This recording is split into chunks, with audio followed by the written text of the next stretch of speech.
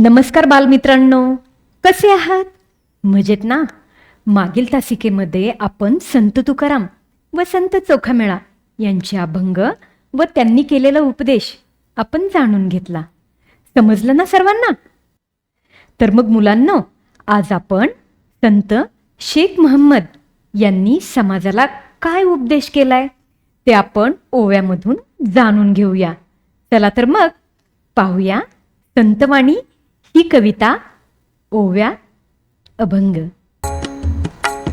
ऐसे केले या गोपाळे नाही सोबळे ओबळे, ऐसे केले या गोपाळे नाही सोबळे ओबळे, काटे केतकीच्या झाडा आत जन्मला केवडा, काटे केतकीच्या झाडा आत जन्मला केवडा, फणसा अंगी काटे आत अमृताचे साठे, फणसा अंगी काटे आत अमृताचे साठे, नारळ वरुता कठीण पर्यंतरी जीवन, नारळ वरुता कठीण पर्यंतरी जीवन, शेख महम्मद अविद त्याचे हृदयी गोविंद,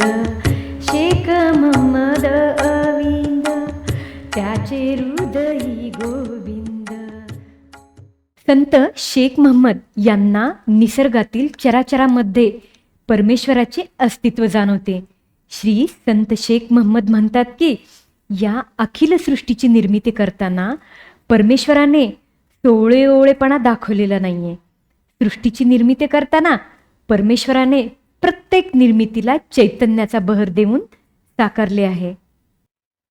केतकीच्या झाडावर अनेक काटे असतात, पण या झाडावर सुगंधी केवडा फुललेला आहे. मुलांनो, प्रथमदर्शनी फणस अतिशय काटेरी दिसत असले तरी त्याच्या आत मात्र असणारे गरे परमेश्वराने अतिशय गोड निर्माण केलेले आहेत. मुलांनो, नारळवरून अतिशय कठीण टणक असले तरी त्याच्या अंतरात जीवनाचा उगम संचार असतो. तशाच पद्धतीने ते परमेश्वराला साथ घालतात आणि म्हणतात की कदाचित मी देखील पराजित, प्रशंसनीय, वंदनीय नसेल, पण माझ्या आत्म्यात, माझ्या अंतर्मनात मात्र सदैव स्मरण चाललेले असते ते फक्त गोविंदाचे. अशी सुंदर कल्पना श्री संत शेख महम्मद यांनी या ओवीद्वारे केलेली आहे. बालमित्रांनो, श्री शेख संत महम्मद यांनी जी संतवाणी लिहिलेली आहे ती तुम्हाला समजली का? आवडला ना अभंग? तर मग मुलांनो, यावरील स्वाध्याय आपण पुढील भागात घेऊ. तोपर्यंत धन्यवाद.